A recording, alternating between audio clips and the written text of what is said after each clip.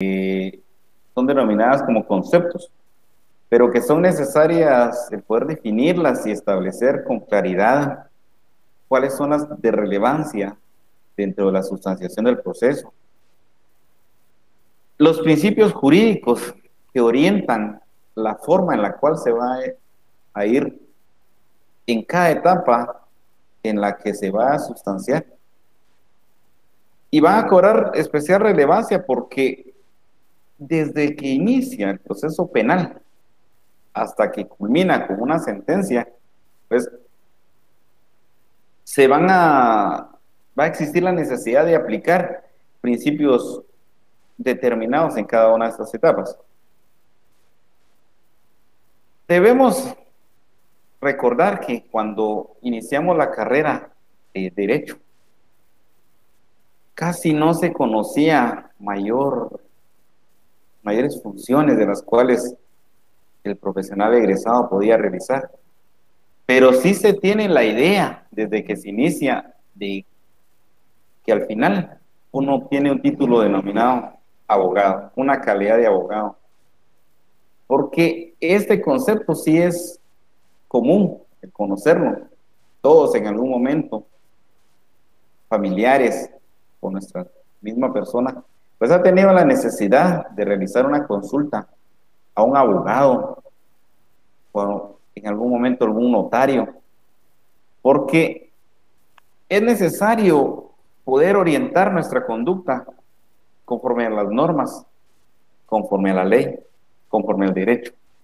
En virtud que todo lo plasmado dentro de un código o dentro de una ley, pues son fragmentos de nuestra vida, fragmentos de la conducta que puedan tener las personas que en algún momento se puede materializar bajo una conducta la cual debe ser regulada. De tal cuenta que conocemos que un abogado comparece ante el juez en auxilio de una persona, pero esa asistencia técnica tiene varias particularidades muy especiales. Debe estar orientada a través del conocimiento técnico y jurídico de la ley, a través del conocimiento doctrinario de la sustanciación del proceso. Y al final de cuentas, todo este contenido va a ser reflejado en el momento en que el profesional comparezca ante el juez en la calidad de abogado defensor o en la calidad de abogado con las funciones del Ministerio Público como ente acusador, las cuales en algún momento pues tendrá que realizarse y se tendrán que realizar de la mejor manera. Es importante también indicar que dentro del derecho procesal penal vamos a tener la necesidad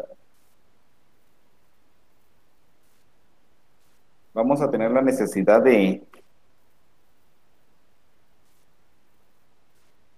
identificar conceptos muy importantes y de hacer, por supuesto, las diferencias necesarias entre cada uno de ellos.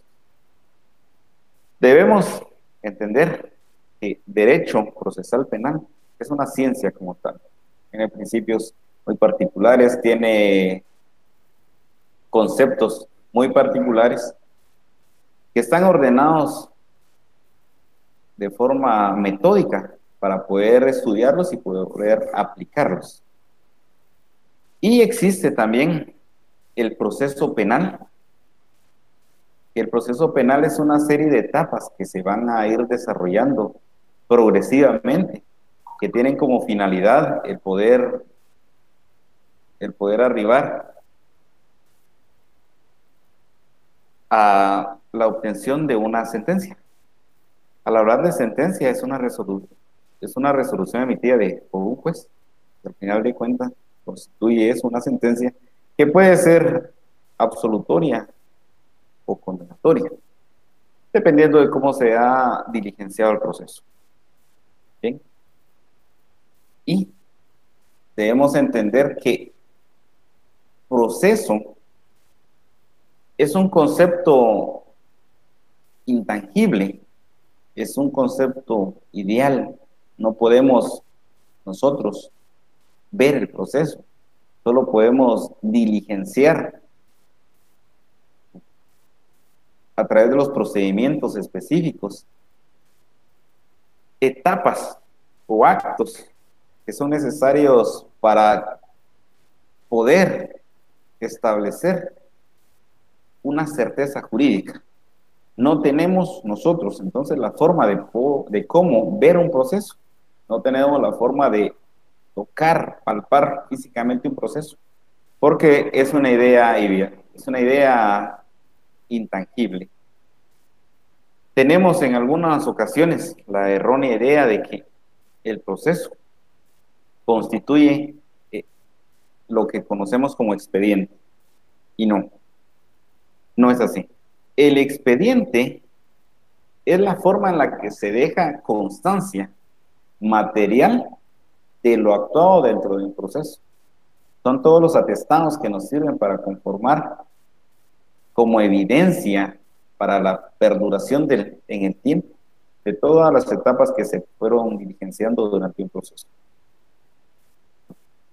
En algunas ocasiones, uno ha podido notar que se apersonan distintos profesionales y solicitan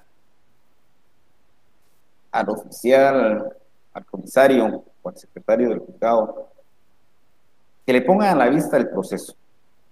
Y el proceso no se puede poner a la vista, el proceso es intangible. Porque estamos equivocados y hablamos indistintamente de proceso y de expediente.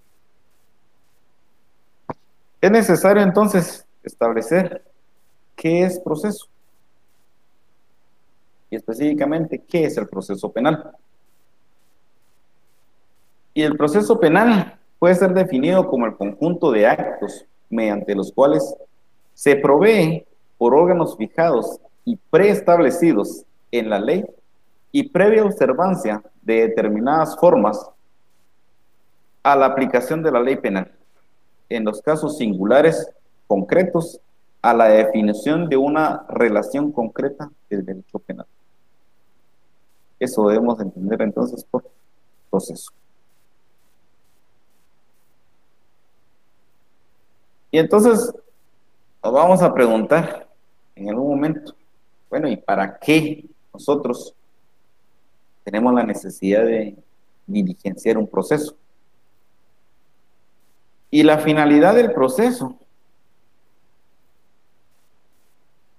la vamos a encontrar regulada dentro del Código Procesal Penal Guatemalteco, específicamente en el artículo 5.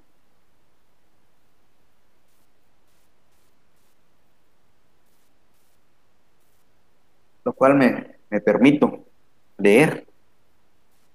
E indica que fines del proceso. El proceso penal tiene por objeto la averiguación de un hecho señalado como delito o falta. 2. Las circunstancias en que pudo ser cometido. El establecimiento de la posible participación del sindicado, el pronunciamiento de la sentencia respectiva y la ejecución de la misma.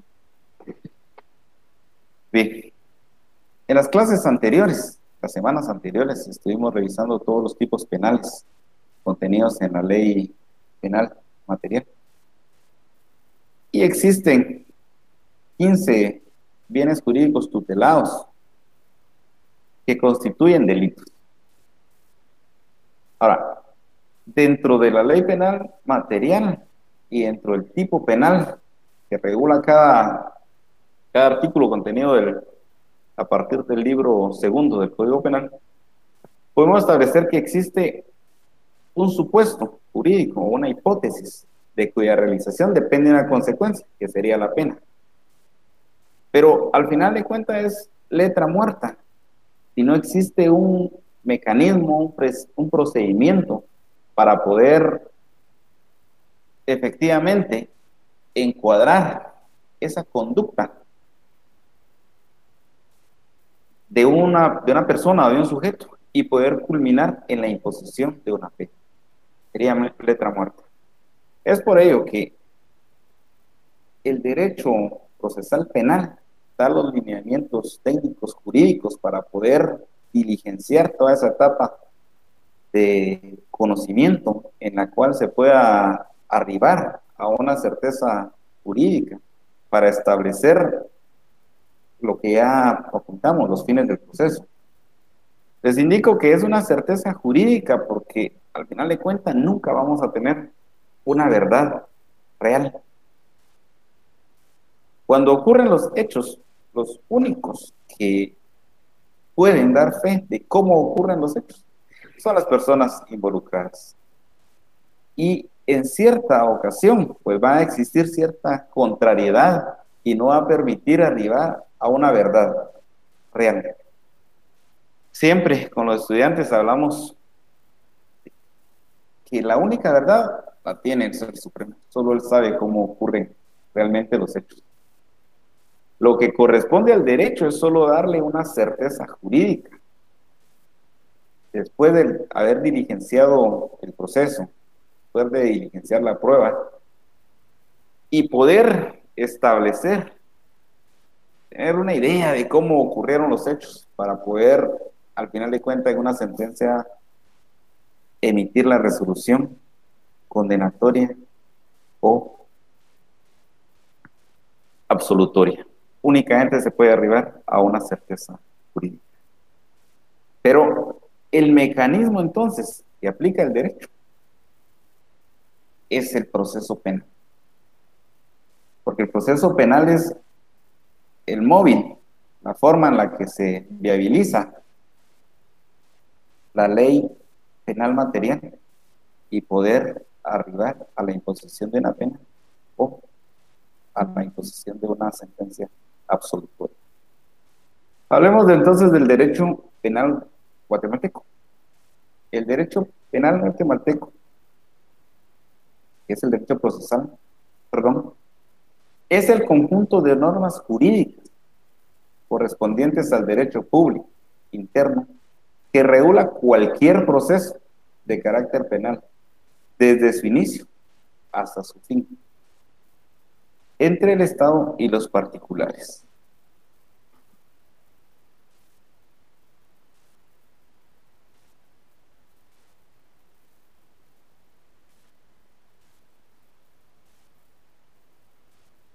La clasificación del derecho penal.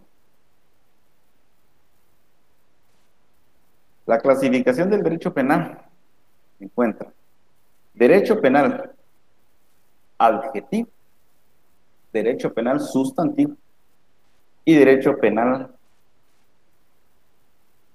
ejecutivo o penitenciario. Bien.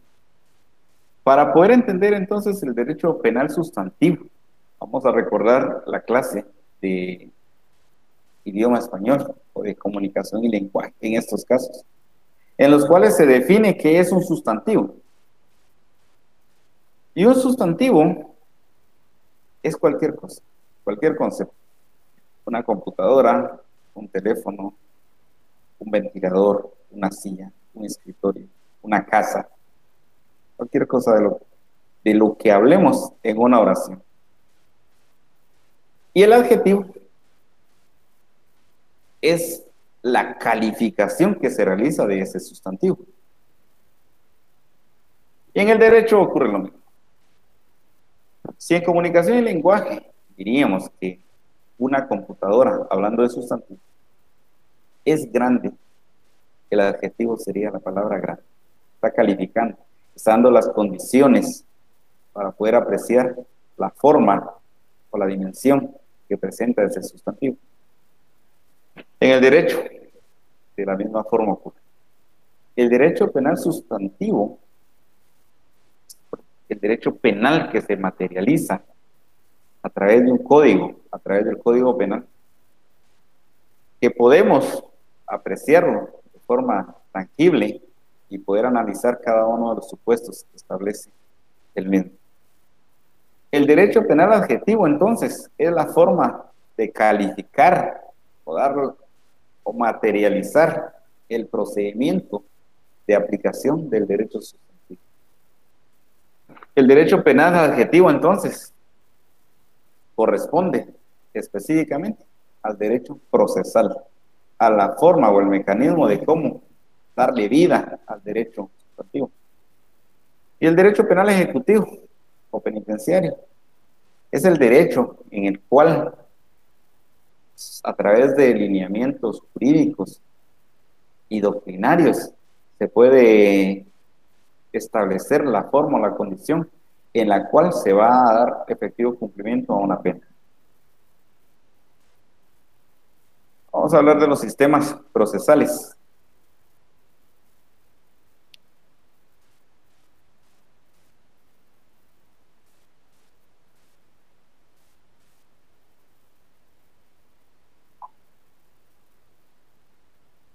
Y vamos a indicar que la mayoría de estudiosos o doctos de esta disciplina indican que hay tres sistemas procesales penales. Pero a efecto de esta materia de estudio vamos a indicar que debemos entender, según las nuevas tendencias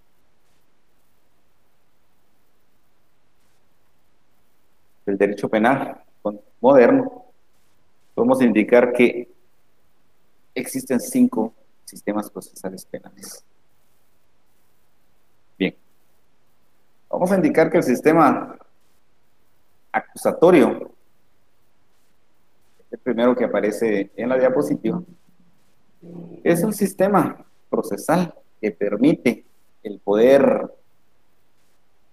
separar las funciones que cada parte dentro del proceso penal realiza y le corresponde. En el sistema acusatorio vamos a tener plenamente identificado que existe una figura denominada juez. El juez es el conocedor del derecho, es el encargado de realizar la función de dirección dentro del proceso penal, es el encargado de valorar la prueba y de poder emitir una sentencia, indistintamente de la forma en la que resuelve. Es el encargado y facultado de conformidad con la ley para emitir una sentencia. Y existe un órgano especial cuya función es acusar, intimar los hechos, presentar desde el primer acto medios de convicción que se pueden transformar o pueden cambiar su posición a medios de prueba y realizar el requerimiento para obtener una sentencia condenatoria. En este caso sería el Ministerio Público. Y existe una parte también encargada de poder realizar una defensa técnica y poder solicitar el diligenciamiento de prueba en favor de un procesado o intimado. De tal cuenta que las funciones de acusar, defender y juzgar corresponde a personas totalmente distintas.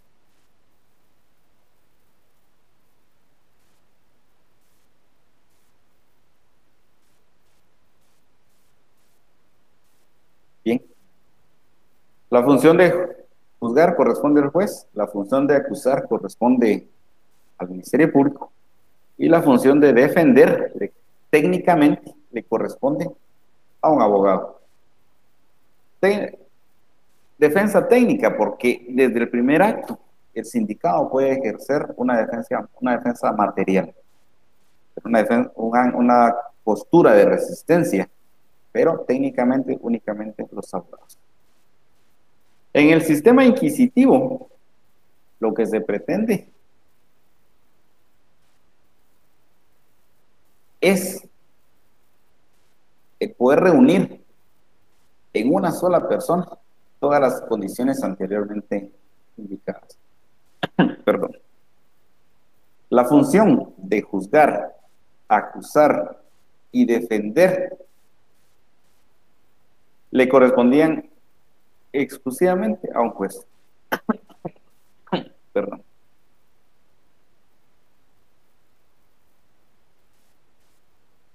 le corresponden específicamente esas calidades a una sola persona.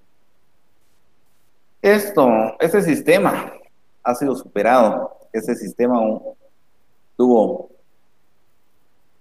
pues, mucho auge en la aplicación de la Inquisición, la cual fue realizada por la Iglesia. De tal cuenta que los jueces eran sacerdotes los que imponían una pena, acusaban y muy difícilmente defendían o valoraban prueba a favor de una persona acusada de hereje. Como indicamos, este sistema es únicamente en la actualidad tema de estudio, ya no es aplicable. El sistema mixto es un sistema en el cual las calidades apuntadas anteriormente de acusar, defender y juzgar se le corresponden a una persona distinta. Función la tiene el Ministerio Público, la Defensa Técnica y el juez. Pero en este sistema se ha implementado la oralidad como forma en la cual se le da mayor eficacia y prontitud a las actuaciones. También conservando parte del sistema escrito para poder dejar en evidencia todo lo actuado dentro de un proceso. Bien. Ahora, el sistema mixto moderno y el sistema acusatorio moderno, estos pues, son conocidos, muy pocos. Y el sistema mixto moderno ha implementado básicamente dos cosas.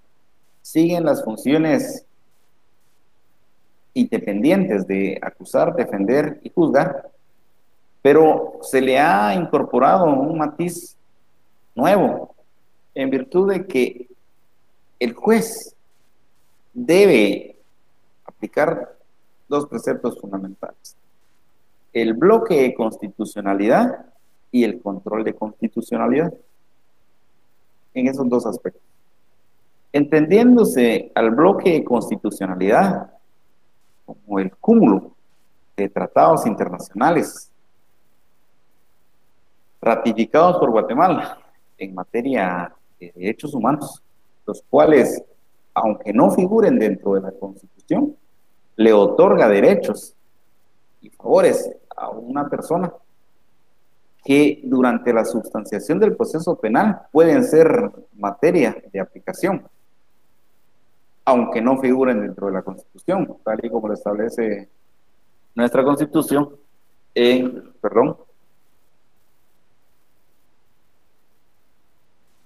el artículo 46, al indicar, artículo 46, preeminencias del derecho,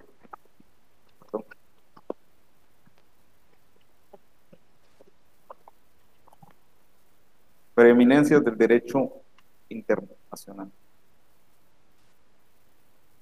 Se establece el principio general de que en materia de derechos humanos, los tratados y convenios aceptados y ratificados por Guatemala tienen preeminencia sobre el derecho interno.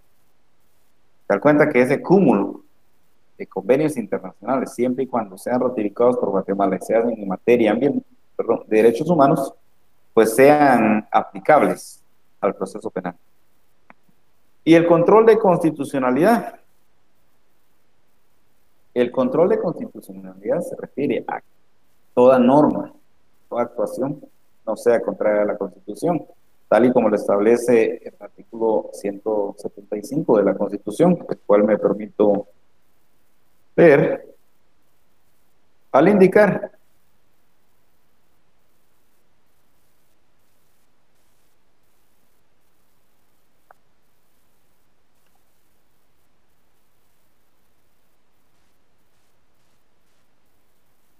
jerarquía constitucional. Ninguna ley podrá contrariar las disposiciones de la Constitución. Las leyes que violen o tergiversen los mandatos constitucionales son nulas ipso iudice, es decir, de pleno derecho. Y en estos dos puntos es en donde se centra el sistema mixto moderno.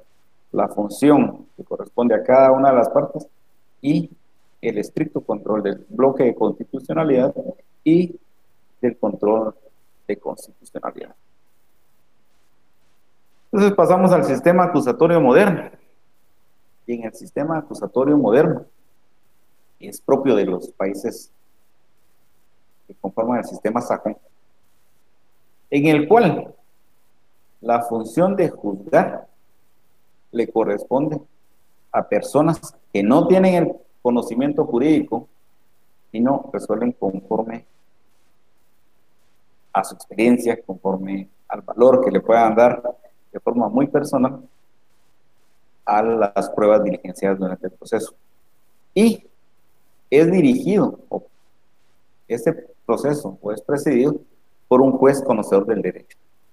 De tal cuenta que únicamente la dirección e imposición de la pena corresponde a un juez de derecho, pero la facultad de juzgar y de poder tener una resolución le corresponde a personas particulares. Es por eso que en algunas ocasiones hemos visto alguna película, específicamente de juicios en Estados Unidos, que se trata a través de jurados. Existe una selección previa del jurado en la cual la preside el juez y el fiscal y el abogado coinciden en quiénes son las personas idóneas para poder conformar este jurado. Bien, vamos a entrar a conocer en relación a los procesos penales en Guatemala. Al indicar que existen 8 procesos penales, y tenemos en cierta ocasión la errónea idea de que el proceso penal únicamente es uno, porque únicamente el proceso común es el que se desarrolla como principal, pero al final de cuentas que son 8 procesos los que vamos a conocer. Existe el proceso común o procedimiento común, el procedimiento abreviado, el procedimiento simplificado, el procedimiento para delitos menos graves, el procedimiento especial de averiguación, el juicio por delitos de acción privada, un juicio para la aplicación exclusiva de medidas de seguridad y corrección, y un juicio por faltas. Cada uno de estos procesos que vamos a ir desarrollando paulatinamente, pues tiene matices muy distintos. En relación a la competencia, ¿quién puede juzgar en este tipo de procesos? ¿Quién puede conocer qué etapas son las que se van a diligenciar? La forma en la que se va a diligenciar. ¿Qué delitos van a conocer en cada uno de los distintos procesos dentro de los cuales vamos a analizar? Y podemos indicar que sean circunstancias muy particulares en cada uno de ellos. En el procedimiento común, vamos a dar cuenta de que existe una forma de iniciación del proceso. Puede iniciarse el proceso a través de una denuncia, tal y como lo establece el artículo 297 del Código Procesal. Puede realizarse a través de una querella, puede realizarse a través de una certificación de lo conducente, por un conocimiento de oficio. Existe una etapa de instrucción, una etapa de averiguación, la cual vamos a indicar que es una etapa o procedimiento preparatorio. Preparatorio porque se van a buscar los elementos de convicción que puedan aportarse y que posteriormente puedan convertirse en elementos de prueba. Es una etapa puramente de averiguación.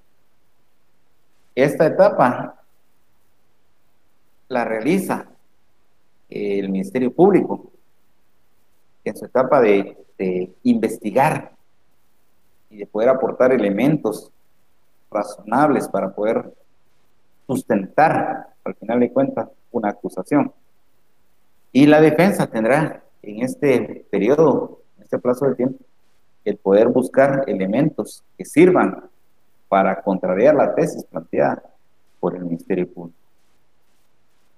Existe también durante el procedimiento común una etapa intermedia en la cual, después de haber desarrollado tesis correspondiente por parte del Ministerio Público en relación a la teoría del caso y la defensa plantear los argumentos, el juez tendrá que resolver si existen elementos de convicción que pudiesen orientar o hacer pensar que existe la posibilidad de que una persona pueda haber participado en un hecho calificado como delito y pueda ser sometido a un juicio. Existe la etapa propiamente del juicio, en la cual conoce un órgano colegiado, un tribunal de sentencia, y se emite una apertura a juicio. Puesto, se desarrolla la etapa de juicio, que al final de cuentas es el diligenciamiento propiamente de la prueba. El mismo tribunal realiza una valoración y puede emitir una sentencia. Una sentencia que puede ser absolutoria o condenatoria, dependiendo de lo que se haya podido demostrar dentro del diligenciamiento del proceso, de la etapa de juicio, perdón. Y durante nuestra etapa de estudios o de formación en la universidad, pues nos han indicado que hay una etapa de impugnaciones. Pero esta etapa de impugnaciones a la que se refiere posterior al juicio se trata de la impugnación propiamente de la sentencia. Porque el impugnar es la forma de contrariar una resolución. Y esa etapa de contrariar no está limitada únicamente a la etapa recursiva que habla nuestro código, a partir del artículo 415, al poder recurrir una sentencia emitida por un tribunal de sentencia, sino la etapa de impugnación se desarrolla durante todo el proceso penal, desde los primeros actos que puedan orientar la persecución de una persona a la cual se le indica de un hecho delictivo. Desde esa etapa podemos nosotros presentar nuestros medios de impugnación, claro que están regulados dentro de nuestro código, y dependiendo de la etapa en la que nos encontremos van a existir medios para poder impugnar las resoluciones, pero sí debemos tener claro que la etapa recursiva o de impugnación está presente durante todo el diligenciamiento del proceso penal. Bien. Y está también una etapa de ejecución, que es posterior al juicio oral, es posterior a la vía recursiva que establece el código. Y una vez resuelto, pues se le debe dar efectivo cumplimiento a la pena impuesta, la cual entra un nuevo órgano a conocer, que sería el juzgado de ejecución penal, para verificar el efectivo cumplimiento de la pena impuesta. Estamos hablando del proceso penal, haciendo una descripción muy rápida. Vamos a ir abordando cada etapa de las que se conforma el proceso penal en las sesiones posteriores. Hablamos entonces también de un procedimiento abreviado. Y el procedimiento abreviado lo que pretende es apoyar al sindicado, darle una solución pronta a la situación jurídica para que la pueda dilucidar y efectivamente el poder resolver en un tiempo corto o breve. Ahí es donde deriva la palabra procedimiento abreviado, porque se reduce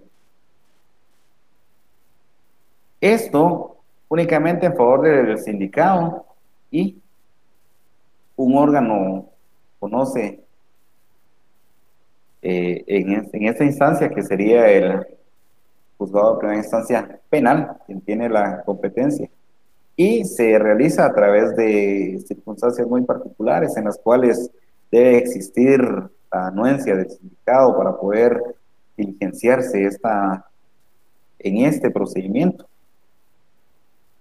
y darle solución a la situación jurídica en la cual se encuentra.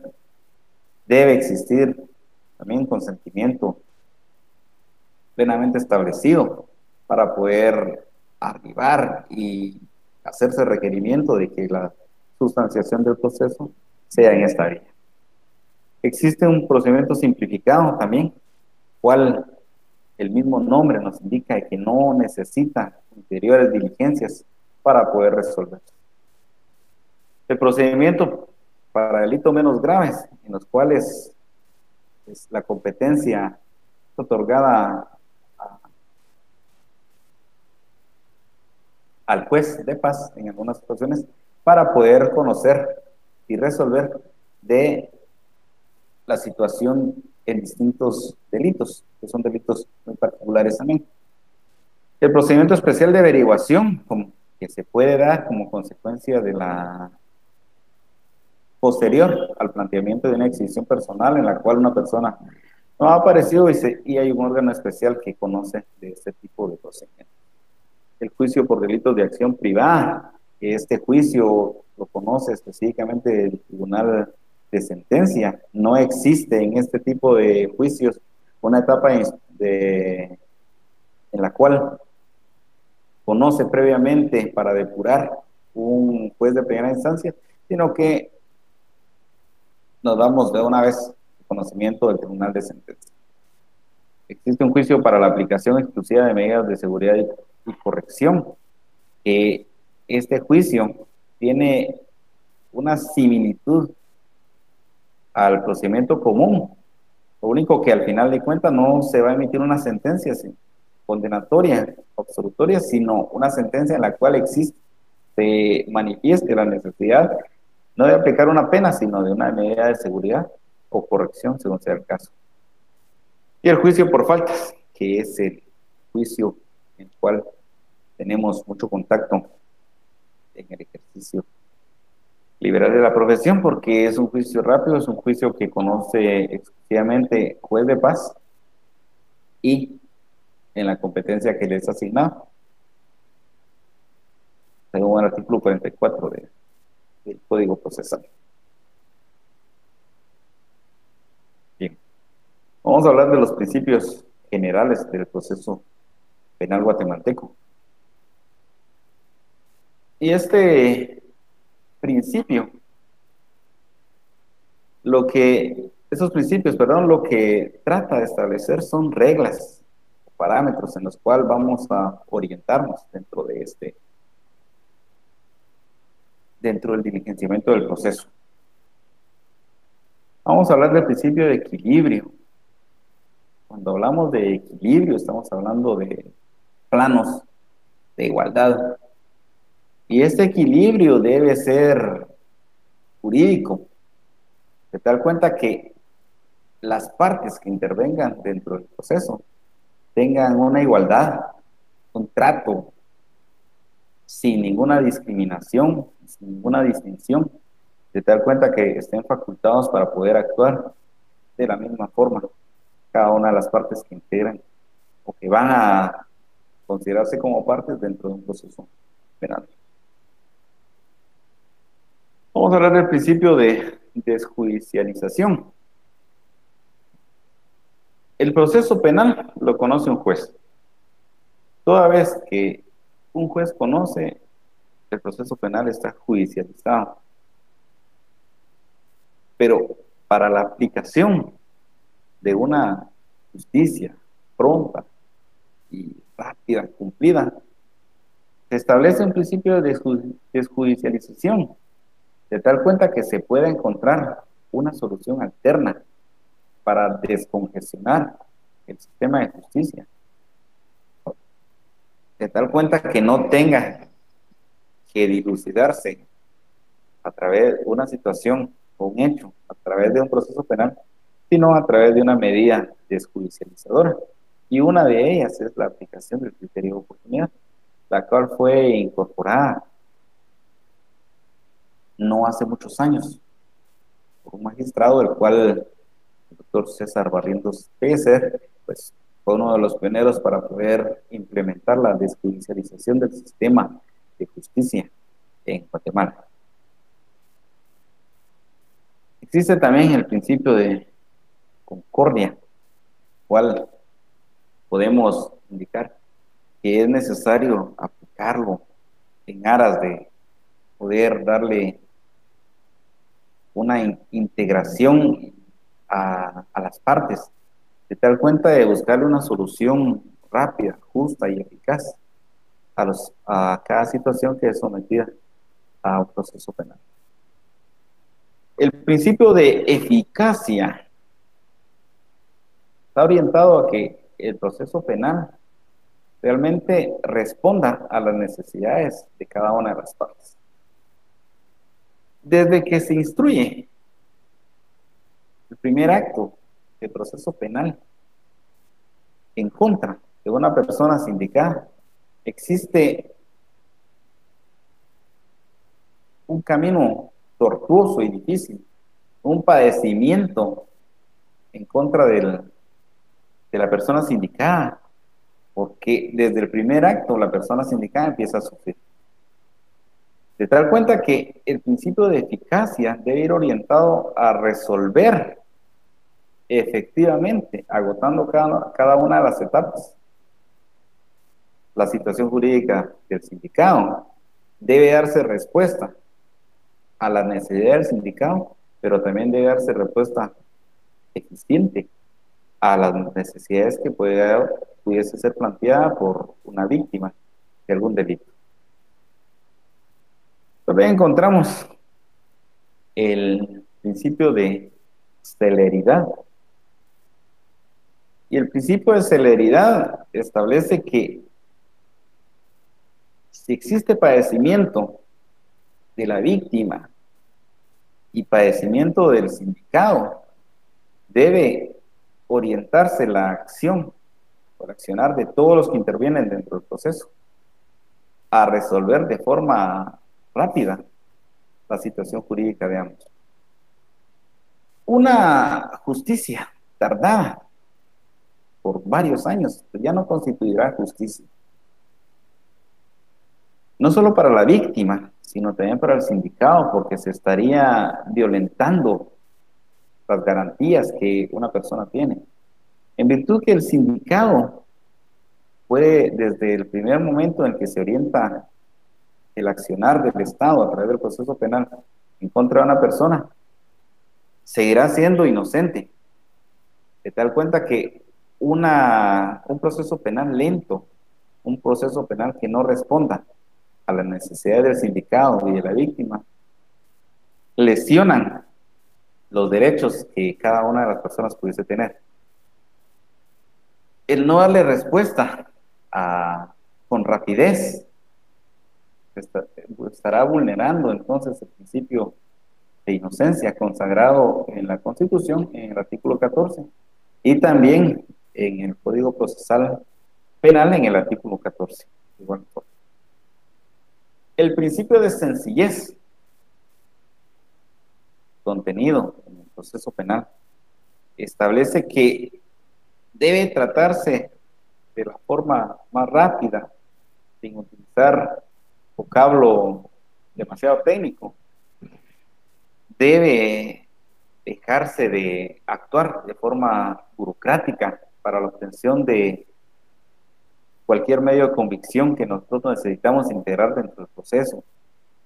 De tal cuenta que efectivamente el sindicado, la víctima y cualquier otra parte que pudiera intervenir pueda entender de forma clara y correcta todo lo octavo dentro del proceso. Que sea una actuación rápida, que sea una actuación sin trámites burocráticos, porque lo mismo ocurriría, estaríamos debilitando el proceso penal al dilatarlo demasiado. El principio de debido proceso establece que las etapas del proceso penal deben necesariamente diligenciarse en su totalidad, sin obviar ninguna de las etapas, porque el obviar alguna de las etapas pues, iría en contra de los derechos que posee el sindicado y la víctima. Deben agotarse cada una de las etapas necesariamente y con efecto perentorio e improrrogables. El principio de defensa, lo tenemos consagrado a la Constitución. Toda persona en la cual, hasta no ser declarado en una sentencia firme por un tribunal, pues será siempre inocente, lo cual garantiza efectivamente este derecho en virtud de estar contenido en la Constitución y en el Código Procesal. El principio de inocencia, igual, hasta no ser una persona declarada culpable por una sentencia condenatoria, pues esta tendrá esa calidad de inocente hasta no poder comprobar lo contrario y a través de un juicio plenamente establecido ante un tribunal también plenamente establecido que doctrinariamente es denominado como juez natural. El principio de favor libertatis. Este principio se orienta que la libertad del sindicado debe ser prioridad durante el diligenciamiento del proceso penal. La libertad del sindicado únicamente debe ser restringida y tenerse como posible únicamente como última ratio, como última opción. No es posible cohibir o limitar la libertad del sindicado si no se han agotado instancias que pudiesen asegurar la presencia del sindicado en juicio. Que básicamente el limitar la libertad del sindicado es únicamente para asegurar su presencia en el juicio, pero esta limitación a la libertad debe ser considerada como la última opción que debe tener el Estado en contra de la persona, porque el encarcelarlo constituye, sin haber sido sentenciado, constituye vulneración a su presunción de inocencia. El principio de favor, según las nuevas tendencias del derecho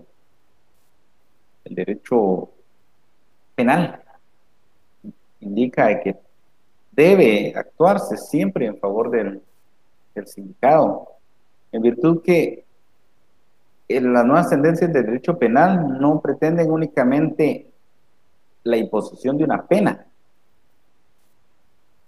sino pretende de cierta forma el poder rehabilitar al sindicado o al condenado, en este caso, rehabilitarlo y poder devolverlo a una sociedad en la cual sea productivo, devolver al sentenciado después de haber cumplido su condena a una sociedad que le permita condiciones para poder aportar en beneficio de esta misma sociedad que en un momento dado le ha reprochado una conducta que riñe con lo preceptuado o que se ajusta ciertamente a lo que indicaba la ley penal material.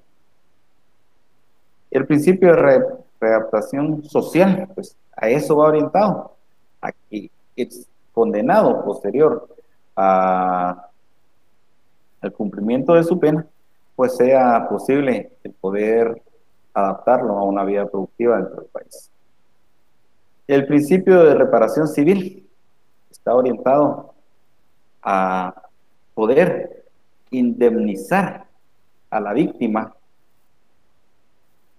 o a la persona agraviada por la comisión de un hecho calificado como delito, pues ha sufrido pérdida o detrimento en algún bien jurídico. de los cuales el Estado ha podido tutelar a través del derecho penal. Entonces, debe necesariamente compensarse por esa lesión que ha sufrido no solo en su persona, en su honra, en su tiempo y en algún otro elemento concomitante que pudo haber sido lesionado. Debe necesariamente poder compensarse a la víctima o agraviado.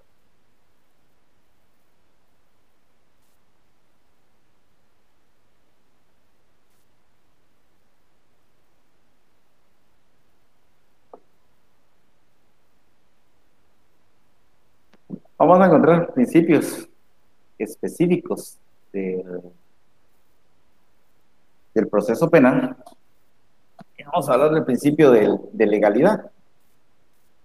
En virtud que el principio de legalidad nos va a tratar de indicar que todo lo actuado dentro del proceso penal debe estar enmarcado dentro de la ley. No existe la posibilidad de poder realizar diligencias durante el procedimiento, dentro de los distintos procedimientos que van a integrar al final de cuentas un proceso penal, si no está enmarcado en la ley. No podemos actuar, no puede actuar el Ministerio Público, no puede actuar la defensa, el mismo juez no puede realizar ninguna acción que no esté regulada o normada dentro de la ley. El principio de oralidad.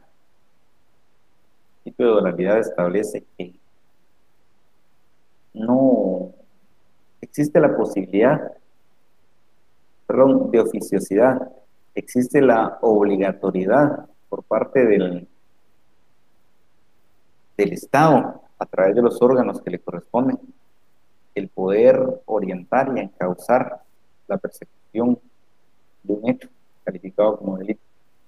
Y el poder realizar todas las diligencias sin necesidad de requerimiento, de tal cuenta que pueda realizarse la persecución de un hecho calificado como delito sin que exista intervención de parte o a requerimiento, porque necesariamente existen delitos que lesionan la vida social y el Estado debe velar por el mantenimiento del equilibrio y la restitución de esa misma posición. Se da cuenta que existen actos dentro del proceso penal que no es necesario solicitar.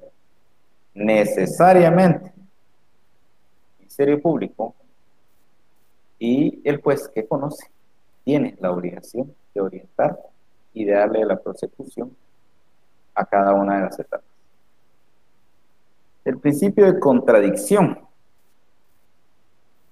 El principio de contradicción establece que dentro de los procesos penales,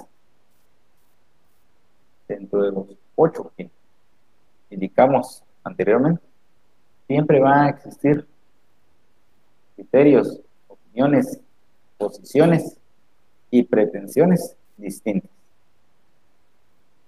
Se da cuenta que va a existir una pretensión de buscar la obtención de una pena y existe una pretensión en la cual se nuevamente, redundando, pretende la no imposición de una pena o la obtención de una sentencia absolutoria.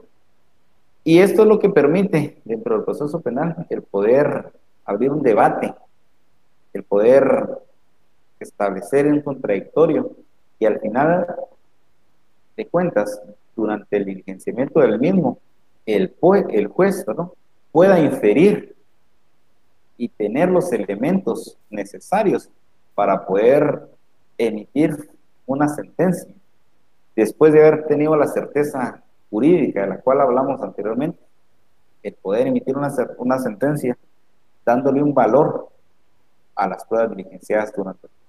A eso le denominamos contradictorio, a la forma en la cual las partes, Ministerio Público y Defensa, pues presentan argumentos, presentan su teoría del caso, presentan sus pretensiones sí, de tal forma que puedan respaldar o sustentar efectivamente su pretensión. Ahora sí, principio de oralidad. El principio de oralidad nos permite poder diligenciar durante las etapas, distintas etapas del proceso, las actuaciones de forma oral. Esto en aras de evitar dilatar el proceso, en virtud que la oralidad es el medio de comunicación más eficiente y el medio más rápido de poder diligenciar cada una de estas etapas. La oralidad dentro del proceso penal no implica que no debe existir la necesidad de dejar constancia de todo lo actuado, en virtud que dentro de las etapas las diligenciamos de forma verbal, pero existe el mecanismo de poder acreditar o dejar constancia de lo actuado a través de las grabaciones permitidas dentro de la ley. Las audiencias que han estado, los distinguidos abogados que cursan maestría en esta casa de estudio, pues saben que la oralidad se ha estado implementando. Es un mecanismo mucho más rápido, en el cual las audiencias tardan menos. La obtención de la constancia es casi de forma inmediata. Y lo único que se realiza en los juzgados en los cuales se diligencia de esta forma es para tener constancia inmediata es a través de un DVD o a través de la obtención de una acta sucinta que siempre es necesario pues, el poder suscribir. Existe también el principio de concentración. Y el principio de concentración establece que se deben agotar el mayor número de etapas procesales que se integran al proceso penal en una sola audiencia. De tal cuenta que se pueda acortar el plazo para poder resolver y de tal cuenta que no sea un proceso penal que perdure por muchos años, sino que si se pueden agotar varias etapas en una sola audiencia, pues debe realizarse de esta forma. Es lo que en la actualidad se conoce como gestión por audiencias, de tal cuenta que se puedan aglutinar todos los actos procesales que integran el proceso en una sola audiencia, de ser posible.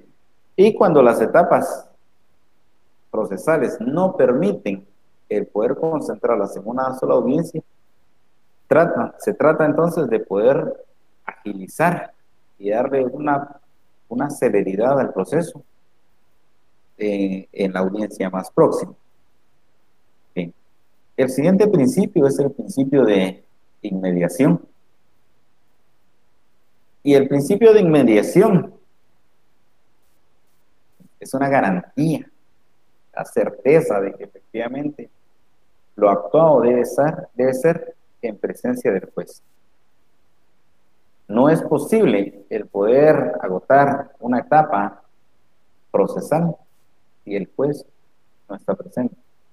Necesariamente debe estar el juez en cada una de las etapas para poder darle legalidad a lo actuado y para poder evidenciar, poder inferir de lo actuado la certeza jurídica que se busca al final del proceso penal. Principio de publicidad. El principio de publicidad trata de que todo lo actuado dentro del proceso penal es público, público para las partes.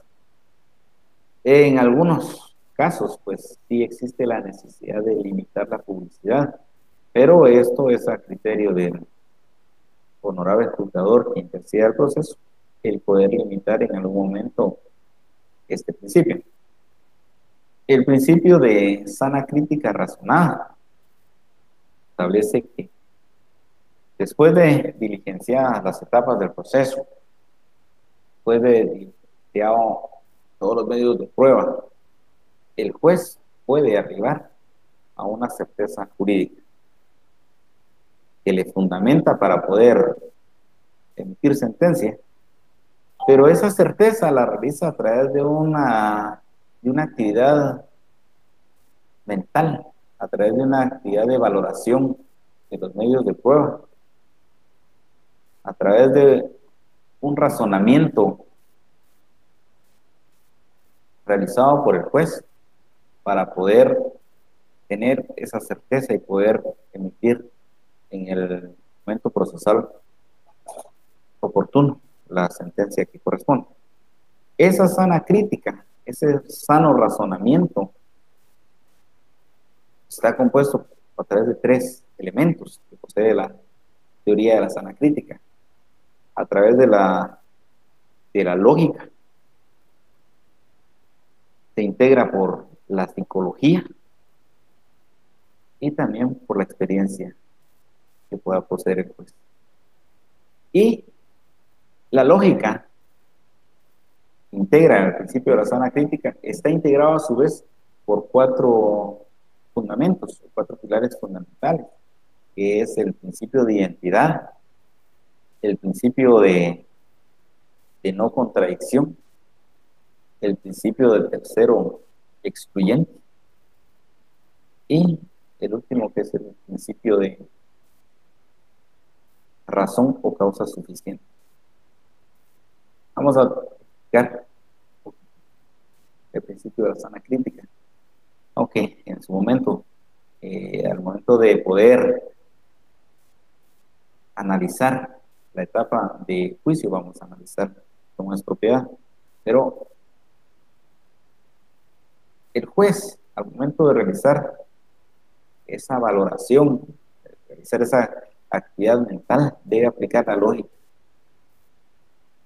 La lógica es el razonamiento correcto que se puede inferir después de haber evidenciado o presenciado algún acto. No importa, usted utiliza la lógica en todo momento, realizando el razonamiento correcto.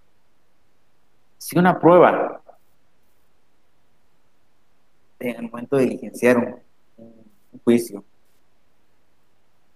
indicamos, por ejemplo, un caso de asesinato o de homicidio,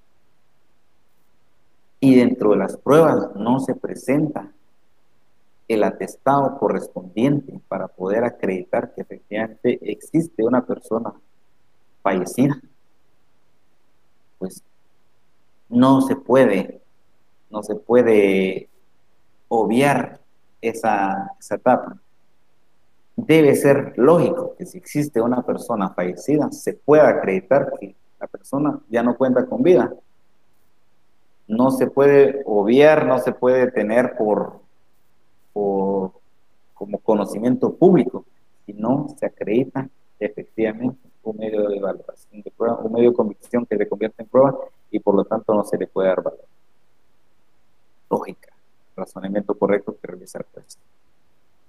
La psicología, el juez orienta su accionar a través de lo que en su momento le puedan aportar los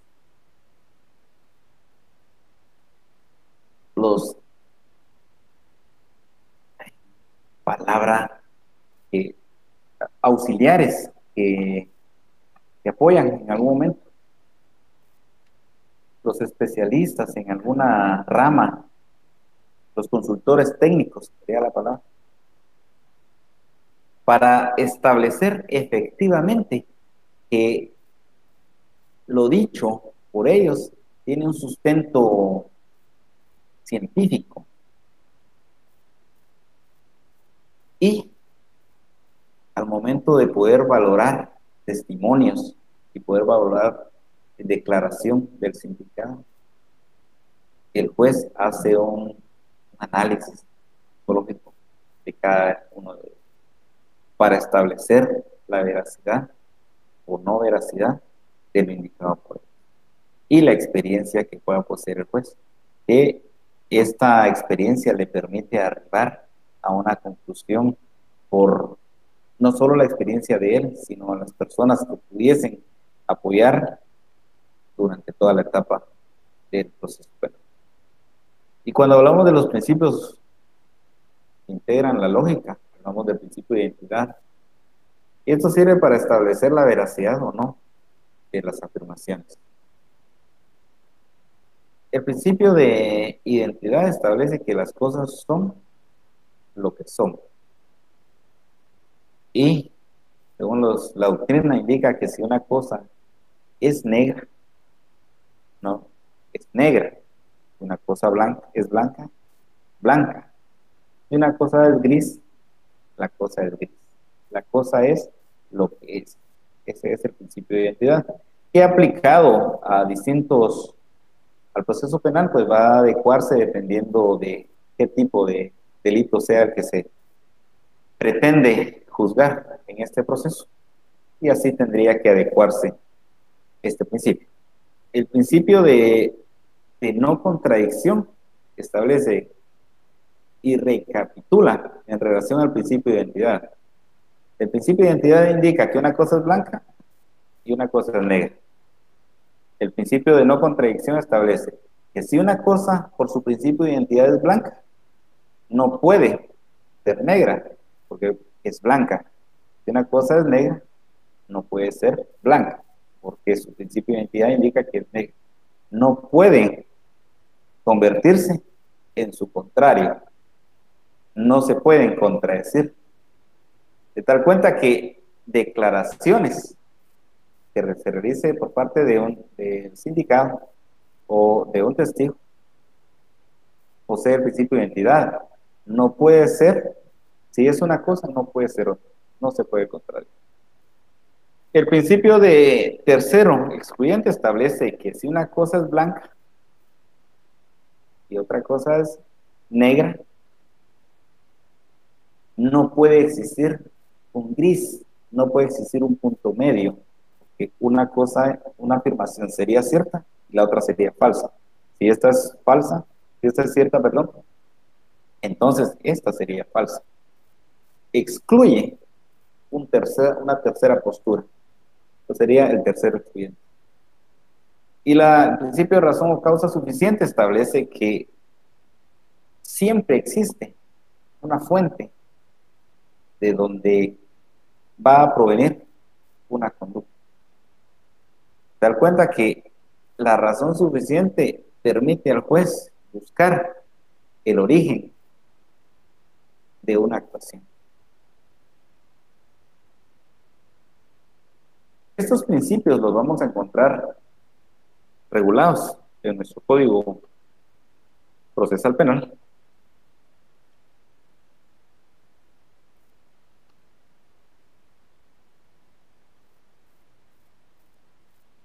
Cuáles son necesarios analizarlos.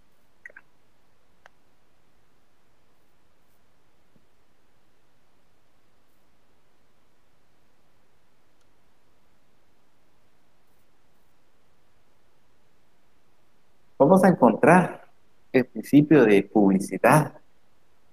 Vamos a ir indicándolos conforme los vamos encontrando. El principio de publicidad lo vamos a encontrar contenido en el artículo 356.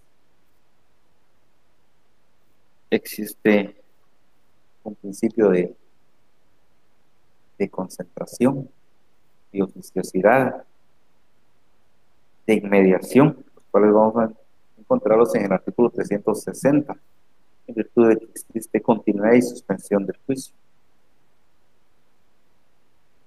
La oralidad implementada en el proceso penal como principio la vamos a encontrar contenido en el artículo 362.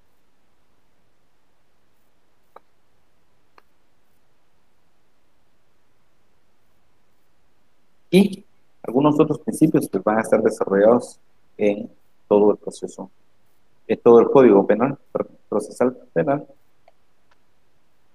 Y vamos a tener durante todas estas semanas la necesidad de poder analizar nuestro Código Procesal Penal, para lo cual vamos a indicar que es el código contenido en el decreto 51-92 del Congreso de la República. Este Este código va a estar dividido en libros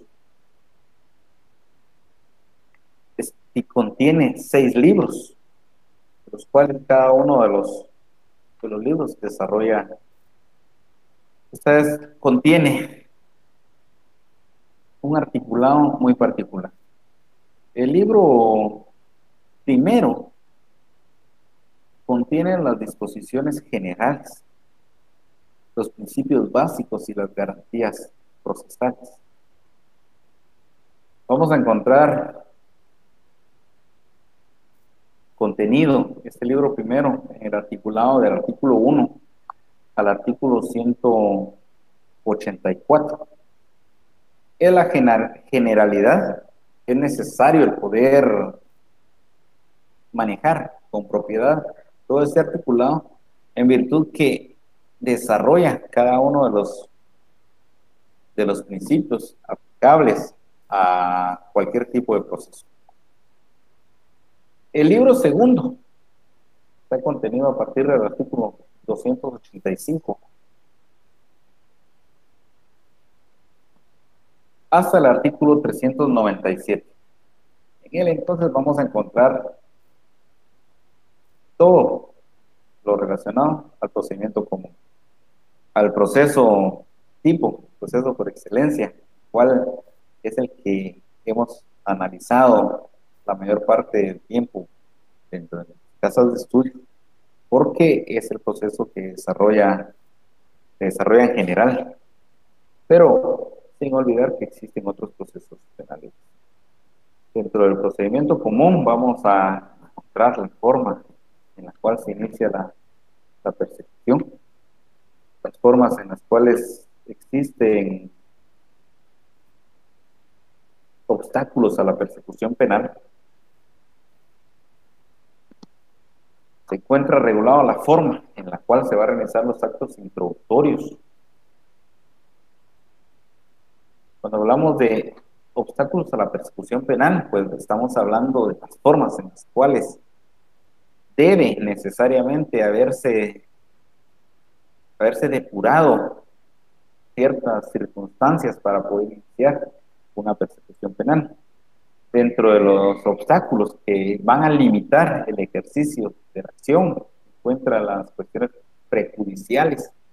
No se puede iniciar una persecución penal si antes un juez distinto al que conoce en el proceso penal debe haber valorado y resuelto para poder iniciar una persecución penal. Un ejemplo de ello, es que no se puede iniciar una persecución penal por un delito de usurpación si no se ha podido dilucidar previamente a quién corresponde el derecho de propiedad de un bien, porque previamente un juez del orden civil debe resolver ese conflicto, a quién le corresponde el derecho de propiedad, si existiera un derecho controvertido. No se puede iniciar un proceso penal por un delito de negación de asistencia económica si un juez de familia no ha, mediante sentencia, no ha impuesto esa obligación del pago de una pensión alimenticia. A eso se refieren las cuestiones perjudiciales. Otro obstáculo a la persecución penal es el antejuicio. No se puede iniciar persecución penal a una persona, a un funcionario que tenga ese privilegio de gozar del derecho a antejuicio, el cual el mismo prefijo lo indica, antes del juicio. Necesariamente un juez debe indicar que diera lugar a formación de causa penal en contra de una persona que tiene este privilegio. Y los distintos tipos de excepciones que también van a limitar el ejercicio de la acción, que sería la incompetencia, la falta de acción y la extinción de la responsabilidad penal o de la pretensión. Entonces, también dentro de este articulado, dentro de este libro segundo, vamos a encontrar todo lo relacionado a las formas en las cuales se puede iniciar la persecución penal, que es a través de la denuncia, la querella, la prevención policial, conocimiento de oficio o certificación de los conocimientos. Se establece la forma en la cual se va a realizar el procedimiento preparatorio desde el inicio en el cual se ha presentado un acto introductorio, la forma en la que se le va a dar valor para poder proceder o la forma en la cual no se le da un valor a esta denuncia o a esta querella, porque no existe la posibilidad de que prospere una persecución penal, porque puede hacer que el hecho denunciado no constituya delito o porque no se pueda proceder en contra de la persona por no existir conocimiento de qué persona puede intervenir dentro de esta acción que pueda constituir delito. Es por eso que en algún momento se puede realizar la figura de la desestimación de una denuncia. La forma en la cual se va a desarrollar o se van a emitir las resoluciones durante todo este proceso de instrucción, la forma en la que se realizan los requerimientos, la forma en la que se puede desjudicializar a través de la aplicación de un criterio de oportunidad, la forma en la que se va a desarrollar la etapa intermedia dentro del proceso penal, los tipos de autos que resuelven, el auto de apertura a juicio, el auto de preparación de prueba, de ofrecimiento de prueba, perdón, la etapa propiamente del juicio o debate, el desarrollo de esta etapa de debate, y ese articulado culmina hasta el artículo 397. A partir del 398 es el libro tercero en el cual regula la vía recursiva, al indicarse que existe la forma en la cual se pueden impugnar los distintos tipos de resoluciones, regulando el recurso de reposición, la queja, la apelación especial, la casación y también la revisión. El libro cuarto comprende los procedimientos específicos, los cuales indicamos dentro de las unidades depositivas, que son 8 tipos de juicio. El libro quinto se refiere propiamente al libro de ejecución. Y el libro sexto, que trata a partir del artículo 507, lo referente a las costas y a la indemnización. De tal cuenta que necesariamente debemos manejar con propiedad este Código Procesal Penal para poder aplicar todos los conocimientos teóricos y jurídicos en la sustanciación del proceso penal, indistintamente de qué tipo de proceso penal nosotros tendríamos que actuar, porque el derecho procesal penal y el Código Procesal Penal pues, regula de forma general todos los tipos de procesos y muy específicamente cada uno de ellos en el desarrollo y diligenciamiento del mismo ante un juez que tenga jurisdicción y una competencia distinta para poder conocer cada uno de ellos. De tal cuenta que es necesario entonces el poder indagar e investigar acerca de qué es la jurisdicción y qué es la competencia, que será de mucha importancia para la siguiente clase. Señores estudiantes, no me resta más que agradecerles por su presencia en esta sesión, agradecer a la Universidad Rural por la oportunidad de estar contribuyendo en la formación de los futuros profesionales, de los magíster que se encuentran dentro de la clase. Y recordarles que tienen una sesión para la siguiente semana en esta misma hora, en este curso. Señores estudiantes, muchas gracias por su atención y nos vemos en la siguiente clase.